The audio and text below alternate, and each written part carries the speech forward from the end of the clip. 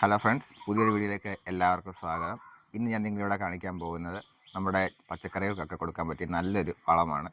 അപ്പോൾ നമ്മൾ ഇന്ന് തയ്യാറാക്കുന്നത് 3-4 കൂട്ടം ചേർത്തിട്ട് സ്ലറി രൂപത്തിലാണ്. അപ്പോൾ സ്ലറി രൂപത്തിൽ കൊടുക്കുന്നതിന് ഉദ്ദേശം എന്ന് വെച്ചാൽ ചെടികൾക്ക് പെട്ടെന്ന് വലിച്ചെടുക്കാൻ സാധിക്കുന്നതാണ്.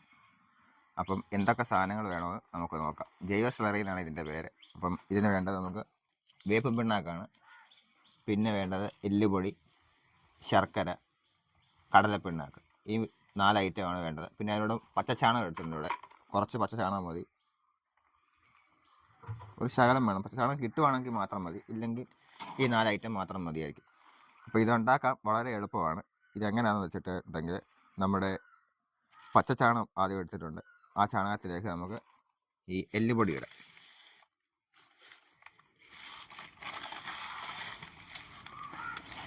ഇത് ഞാൻ 1/2 കിലോ എല്ലുപൊടിയാണ് ഇട്ടേക്കുന്നത്.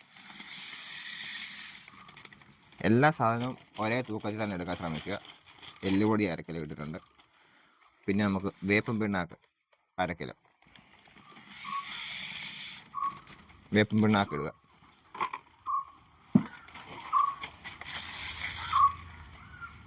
പിന്നെ നമുക്ക് കടലപ്പിണ്ണാക്ക് 1/2 കിലോ ഇടുക. ഇതെല്ലാം ഒന്നിച്ചങ്ങ് ഇട്ടാൽ മതി.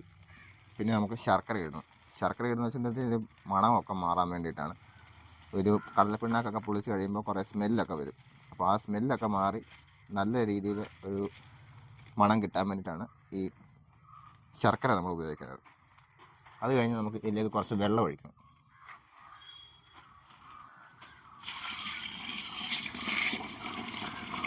നല്ല വെള്ളം ഒഴിക്കണം. ഒരു പകുതി ബക്കറ്റോളം വെള്ളം എടുക്കണം.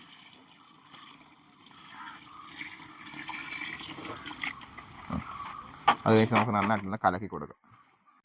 നമ്മളിത് ഇളക്കുമ്പോൾ ഒന്നെങ്കിൽ വലത്തോട്ടോ അല്ലെങ്കിൽ ഇടത്തോട്ടോ മാത്രം, ഏതെങ്കിലും ഒരു ദിശയിൽ മാത്രം ഇളക്കാൻ ശ്രമിക്കുക. അതുപോലെ തന്നെ എന്നും രാവിലെയും വൈകിട്ടും ഇളക്കി കൊടുക്കണം. ഇത് പൊളിച്ച് കഴിഞ്ഞിട്ട് 7 ദിവസം കഴിഞ്ഞാണ് നമ്മൾ വളം ഡൈല്യൂട്ട് ചെയ്ത് ചെടികൾക്ക് നൽകുന്നത്. എത്ര വളം എടുക്കുന്നു അതിന് 5 ഇരട്ടി വെള്ളം ചേർത്ത് വേണം ചെടികളുടെ ചുവട്ടിൽ നൽകാൻ.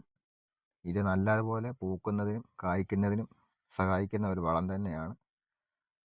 എല്ലാ 10 ദിവസം കൂടുമ്പോൾ ഇത് ചെടികൾക്ക് നൽകുന്നത് വളരെ നല്ലതാണ്. ഇത് ആവശ്യത്തിന് മാത്രം ഉണ്ടാക്കി ഉപയോഗിക്കുന്നതാണ് ഏറ്റവും നല്ലത്. ഇതിപ്പോൾ ഞാൻ 1/2 കിലോ വെച്ചാണ് എല്ലാം എടുത്തിരിക്കുന്നത്. നിങ്ങൾക്ക് 1/2 കിലോ തന്നെ ഉപയോഗിക്കണമെന്നില്ല, 1/2 കിലോയിൽ കൂടുതലും ഉപയോഗിക്കാം. 100 ഗ്രാം വരെ നമ്മൾ ഏത് പാത്രത്തിന് അളവ് എടുക്കുന്നോ ആ പാത്രത്തിന് അളവ് തന്നെ എല്ലാ സാധനങ്ങളും ഒരുപോലെ ചേർക്കാൻ ശ്രമിക്കുക. നമ്മുടെ അടുത്ത് എന്തോരം ചെടികളുണ്ടോ അതിനനുസരിച്ച് മാത്രം വളം ഉണ്ടാക്കുക. ഇത് വളരെ പെട്ടെന്ന് തന്നെ ഉപയോഗിച്ച് തീർക്കാമെങ്കിൽ അതാണ് നല്ലത്. ഒരുപാട് നാൾ വെച്ച് കഴിഞ്ഞാൽ അതിനകത്ത് പിന്നെ ദുർഗന്ധം ഇങ്ങനെ ഉണ്ടായിക്കൊണ്ടേയിരിക്കും. അപ്പോൾ നമുക്ക് ഇതിനെ ഒന്ന് മൂടി വെക്കണം. ഇനി എയർ കയറുന്ന രീതിയിൽ വേണം മൂടി വെക്കാൻ.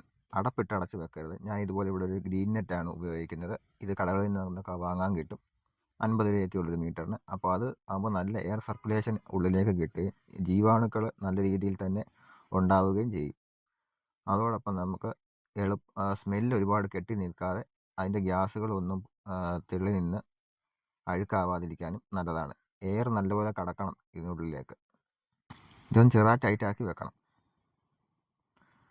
അപ്പോൾ എല്ലാവർക്കും എൻ്റെ ചെറിയ വീഡിയോ ഇഷ്ടപ്പെട്ടെന്ന് വിചാരിക്കുന്നു. എല്ലാവരും ലൈക്ക് ചെയ്യുക, ഷെയർ ചെയ്യുക, സബ്സ്ക്രൈബ് ചെയ്യുക.